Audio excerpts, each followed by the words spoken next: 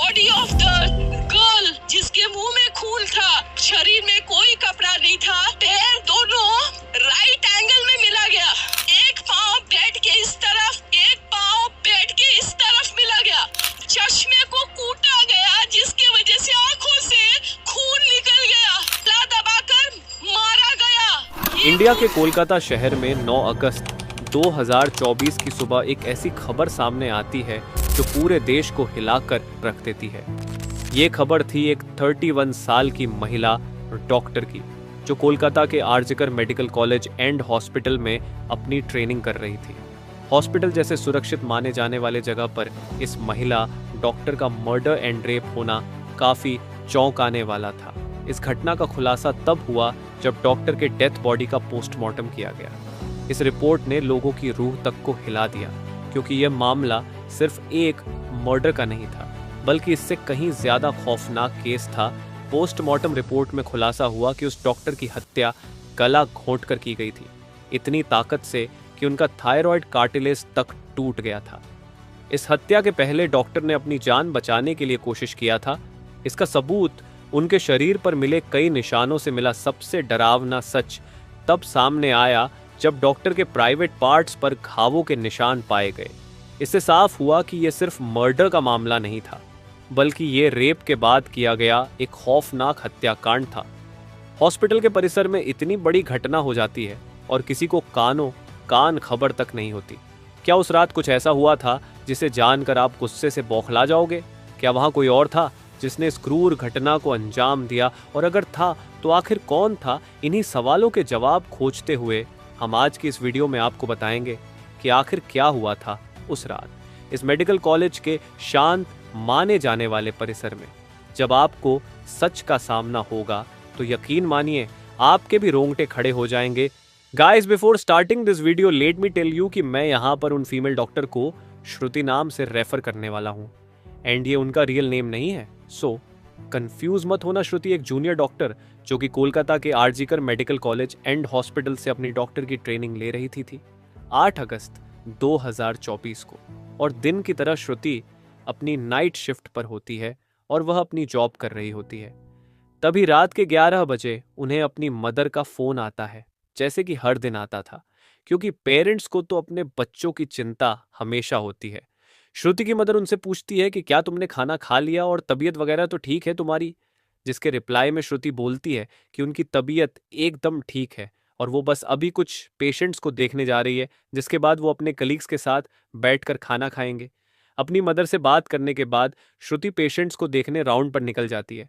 सारे पेशेंट्स को देखने में और अपना काम खत्म करने में श्रुति को रात के 2 बज जाते हैं, जिसके बाद वो अपने कलीग्स के साथ जाकर हॉस्पिटल कैंटीन में ही बैठ जाती है, जहां मिलकर ये लोग अपना खाना भी खाते हैं और साथ साथ थोड़ी बातें भी करते हैं। खाना खाते खाते और बात करते हुए रात के 3 बज जाते हैं और इस वक्त श्रुति थोड़ी थकान सी फील कर रही होती है, तो वो अपनी थकान दूर करने के लिए इस हॉस्पिटल के 4th फ्लोर में बने सेमिनार हॉल में जाकर रेस्ट करने लगती है। श्रुति के रेस्ट करते करते सुबह के 7:30 बज जाते हैं, पर वो तब भी इस सेमिनार हॉल से बाहर नहीं आती, जो कि काफ़ी ज़्यादा अनयूजुअल था, क्योंकि श्रुति कभी भी आधे 1 घंटे से ज़्यादा का ब्रेक नहीं लेती थी। हॉस्पिटल का एक वर्कर जो कि सुबह की शिफ्ट स्टार्ट होने से पहले हॉस्पिटल के सारे रूम्स को चेक कर रहा होता है, और वो ऐसे ही सारे रूम्स को चेक करते हुए इस सेमिनार हॉल की तरफ आता है। जैसे ही वो सेमिनार हॉल के बाहर आकर उसका गेट खोलता है, उसकी आंखों के सामने होता है एक भयानक नज़ारा, जिसे देखकर वो बहुत जोर से चीख पड़ता है। इस वर्कर की चीख सुनकर आसपास के लोग वहां इकट्ठा होने लगते हैं और देखते हैं कि सेमिनार हॉल के अंदर श्रुति की बॉडी बिना कपड़ों के पड़ी हुई है और उसके बॉडी पर कुछ ब्लड के निशान भी हैं। यहाँ खड़े सब लोगों के लिए ये एक ट्रामा से कम नहीं था, स्पेशली दूसरी फीमेल डॉक्टर्स एंड वर्कर्स के लिए, क्योंकि उन्होंने अपनी आंखों के सामने ऐसा नज़ारा पहली बार देखा था। वो भी हॉस्पिटल प्रेमिसेस के अंदर श्रुति की बॉडी को देखकर आसपास खड़े सारे लोग उसे एक स्ट्रेचर पर लेटते हैं और इमरजेंसी रूम में लेकर जाते हैं ताकि डॉक्टर्स उसकी कुछ हेल्प कर सकें। काफ़ी देर तक डॉक्टर्स के स्ट्रगल करने के बाद भी एट द एंड श्रुति कुछ घंटों के बाद अपना दम तोड़ देती है। हॉस्पिटल में कुछ लोग थे जो कि इस मर्डर एंड रेप केस को एक नॉर्मल केस जैसा दिखाने की कोशिश कर रहे थे, जस्ट बिकॉज कि वो इस हॉस्पिटल का नाम बचा सके। बट जब पोस्टमार्टम रिपोर्ट्स आती हैं तो सब दूध का दूध और पानी का पानी हो जाता है। इन रिपोर्ट से साफ साफ पता चल जाता है कि श्रुति के साथ किसी ने जबरदस्ती गलत हरकत करने की कोशिश करी, और जब वो इस इंसान से अपने आप को बचाने लगी तो उसने उसका गला घूंट दिया, इवन उसे बहुत बुरी तरीके से मारा भी, और फिर उसका रेप भी किया। ये सारे प्रूफ मिलने के बाद ये केस पुलिस को हैंड ओवर कर दिया जाता है एंड पुलिस वाले इस क्रिमिनल को पकड़ने के लिए लग जाते हैं। सबसे पहले पुलिस उस क्राइम सीन पर ही छानबीन करती है जहां ये सब हुआ था।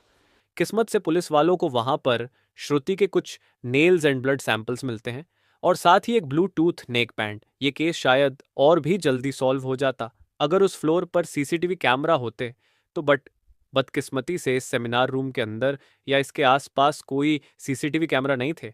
लेकिन जिस रास्ते से इस फ्लोर पर एंटर करा जाता था वहां पर कुछ सीसीटीवी कैमरा थे। पुलिस वाले इन सीसीटीवी कैमरा में सुबह के 3 बजे से 8 बजे के बीच की रिकॉर्डिंग चेक करते हैं कि इतने टाइम के बीच कितने लोग इस फ्लोर पर आए और गए थे। इन सीसीटीवी फुटेजेस को चेक करने के बाद ये पता चलता है कि टोटल 6 लोग इस फ्लोर पर आए और गए थे। ये पता लगने के बाद पुलिस वाले एक एक करके इन 6 लोगों को पूछताछ के लिए बुलाते हैं कि वो लोग वहां पर उस टाइम क्या कर रहे थे। और इन लोगों को इस बीच यहाँ कुछ भी अजीब दिखा कि नहीं, इन लोगों से पूछताछ के दौरान पुलिस वाले उनके फ़ोन का ब्लूटूथ भी ऑन करके चेक करते हैं कि जो ब्लूटूथ हेडसेट उन्हें मिला था वो इनमें से किसका था। क्योंकि आपको पता होगा ही कि एक बार अगर आप किसी ब्लूटूथ डिवाइस से अपना फ़ोन पेयर करते हो तो अगली बार वो उससे ईजिली कनेक्ट हो जाता है। और फाइनली पुलिस वालों की ये ट्रिक काम भी आती है, क्योंकि ये ब्लूटूथ नेक बैंड इन 6 लोगों में से एक आदमी के फ़ोन से कनेक्ट हो जाता है, जिसका नाम था संजय रॉय, जो कि एक सिविल वॉलंटियर था। सिविल वॉलंटियर वो लोग होते हैं जो कि पुलिस के अंडर काम करते हैं और उनकी हेल्प करते हैं छोटे मोटे कामों को मैनेज करने में। लाइक आपने बहुत सारे फेस्टिवल्स अनऑथराइज्ड पार्किंग या भीड़ भाड़ वाले एरिया में देखा होगा कि कुछ ब्लू कलर की यूनिफॉर्म्स पहनकर ऑफिसर्स खड़े रहते हैं, जिनका काम होता है कि विदाउट एनी रीज़न कहीं पर भी ज़्यादा क्राउड इकट्ठा ना हो। तो अब पुलिस वालों को अपना पहला कातिल मिल चुका था, जिसके बाद वो संजय रॉय से और गुस्से से पेश आने लगते हैं। बट संजय पुलिस वालों की किसी बात का भी जवाब नहीं दे रहा होता, क्योंकि वो काफी ज्यादा नशे की हालत में था। इस बीच पुलिस वाले संजय का फोन भी चेक करते हैं, जिसमें उन्हें भर भर के पोर्नोग्राफिक कंटेंट मिलता है, जिससे उनका शक यकीन में बदल चुका था कि संजय ही श्रुति के मर्डर का मेन कल्प्रीट है। इसके बाद पुलिस वाले संजय रॉय को और ज्यादा डराने लगते हैं एंड फाइनली वो डर कर अपना गुनाह कबूल भी कर लेता है कि उसने ही श्रुति को मारा है और उसका रेप किया है।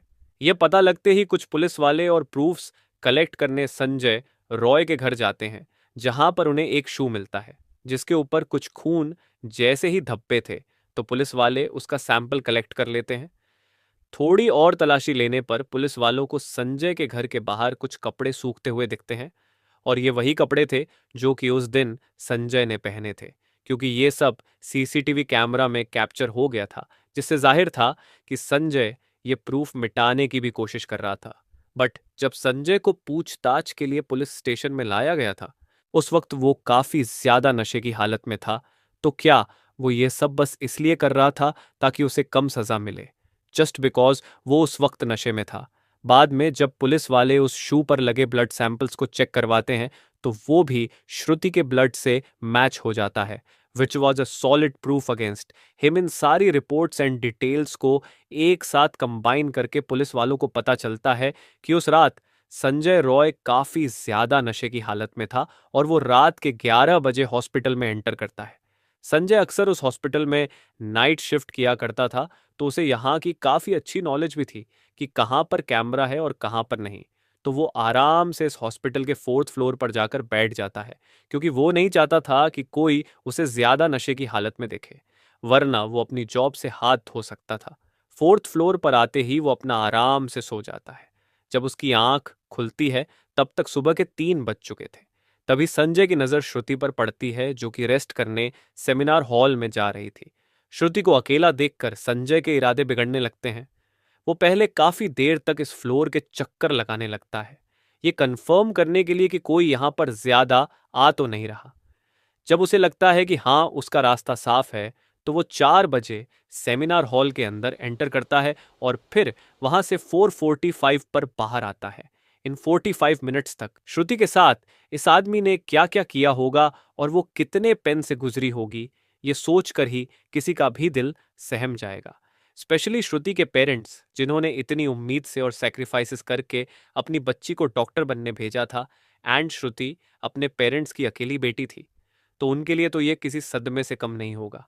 एंड गाइस, ये केस अभी भी क्लोज नहीं हुआ है और 23 अगस्त तक संजय राय को कस्टडी में रखा जाएगा। इस कातिल इंसान के साथ क्या होना चाहिए, आप कमेंट में ज़रूर बताना, और इस केस रिलेटेड जानकारी देखने के लिए चैनल सब्सक्राइब करें। Thank you.